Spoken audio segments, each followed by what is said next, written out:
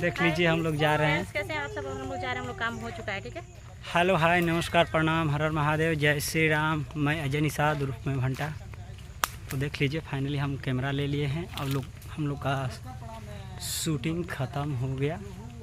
अब जा रहे हैं लंच करने के लिए और आप लोग को दिखा देंगे कि लोकेशन बहुत मस्त है। और देख लीजिए सब पीछे से कलाकार आ रहे हैं। वे हैं पगली और उसके बाद है ममता जी।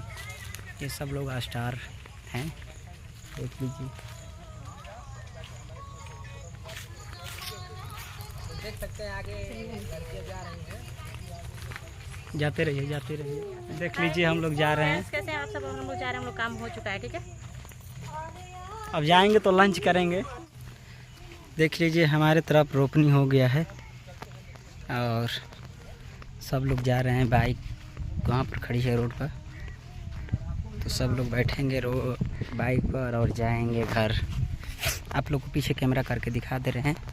बहुत बड़ा सा जंगल है और उसी में हम लोग शूटिंग कर रहे थे। देख लीजिए पूरा एकदम जंगल है, कम से कम 5-6 बीघा में है। और वहाँ हम लोग का बाइक खड़ी है, तो पहुँच रहे हैं हम लोग रोड पे।